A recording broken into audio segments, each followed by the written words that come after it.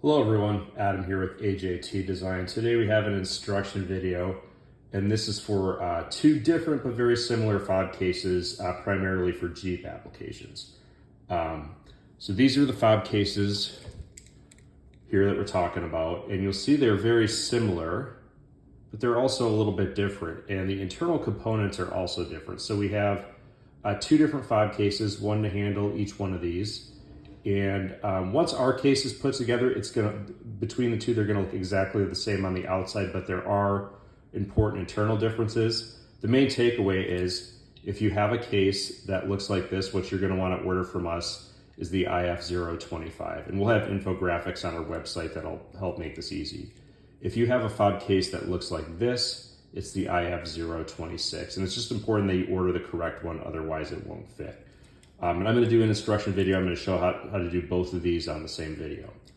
But just before we get started, I want to point out a few differences between the 25 and the 26. So the buttons will be the same, the screws will be the same, and the top halves of the cases are going to be the same. What's going to be different are these gasket pieces. And you can see we have them labeled 25 and 26, as well as the bottom half. And again, you'll see we have these labeled, it's upside down, but you can still read 25 and 26. So when you're putting this together, if you think you're running into issues, we have the numbers referenced on here to just help make everything clear. But again, proper selection on the website from the start is what's going to be key here. Again, we're going to start with the 25 and show you how to do this. With both of these cases, this extra key, this valet key, this slide key, this is not going to be reused. So these really aren't used for much. You could put this on your key ring or discard it or hide it or something, but this is not going to get repackaged into our fob. Unfortunately, it's just not practical to do. So what you want to do, you can use this key to open up the case. Set this aside. And what you're going to want to take out of here is the circuit board. And there'll be a couple little rubber tabs in here that it'll be stuck on. But this should come out. Set that aside. This piece we discard. And then here we're going to want to remove the battery as well as this little clip. And a small screwdriver is very helpful. Get the battery out. And then this little clip, just kind of want to carefully get a screwdriver under here, pull it out. You want to try to avoid bending it too much. And there we go. So those are the pieces we need. And what we'll want to do here is take this half and feed the buttons into it. The other thing to note with all these fob cases, if your fob is missing the remote trunk option or the remote start option, we do offer blank buttons. So if you've got either one of those configurations, you're covered with either design. And again, we just want to make sure we put these in the correct locations. The trunk and the remote start buttons are the same size. So you just want to make sure you've got it done right so that the functions are correct. The rest of these, there's kind of only one way to put them in.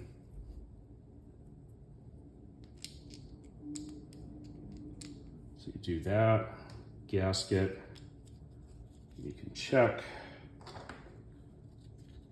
make sure that's all correct, and it is.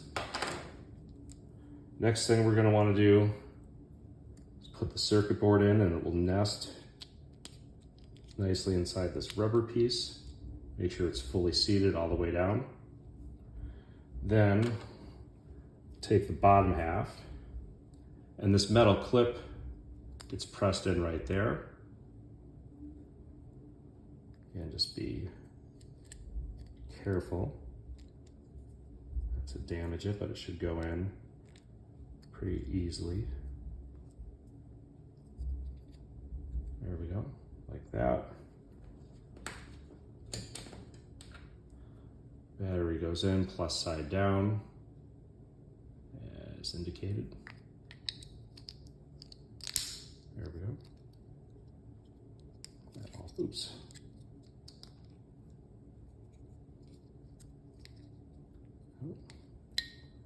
So make sure all that's pressed down. And then we simply sandwich it together like that. Make sure everything is lined up, nothing's binding. Should be able to press all the buttons and feel them, and then simply put the screws in. As with all our fobs, don't use Loctite, it will eat the case. And you want to get these snug, but don't over tighten them because it is plastic. So this fob case, again, I'm mostly a Toyota guy, I'll admit we do some Jeep stuff.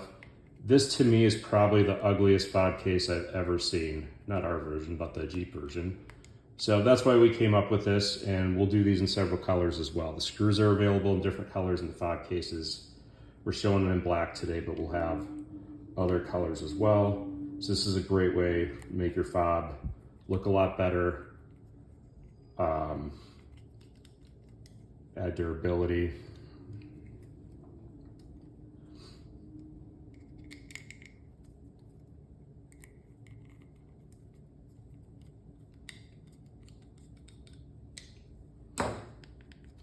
So there you have it. Press all the buttons. Everything's working good. And that's it. That's the 25, it's done. Now we'll move on to the 26, and this one's very similar. And this one's used primarily in the Jeep Cherokee application. If I can get this slide key out. This little thing's being stubborn. There we go. So that comes out. Again, we'll use the key to separate the case. And all this stuff we'll take out. So kind of a couple different layers. And all we're saving out of here is this piece right here. So the board and the battery are all in one. It's a little different than the other one. So again, we'll set that aside. Same procedure here with just loading the buttons in. Real simple. And again, just want to make sure we put the trunk and the remote start in the correct locations, or the blank buttons if you don't have those features. And this one goes here. Similarly, we'll load the gasket in like that. Flip it upside down to check, make sure that's correct, and it is. Next, we'll load the board in.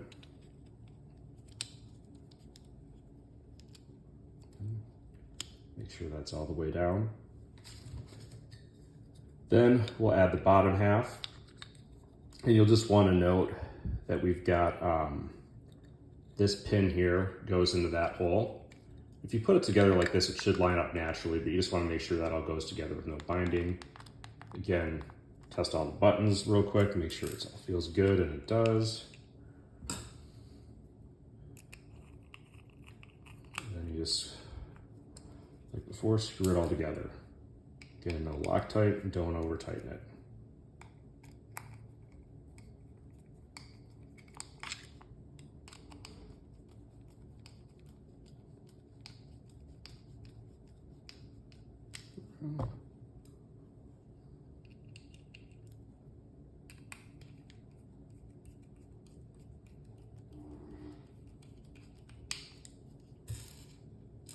And one more.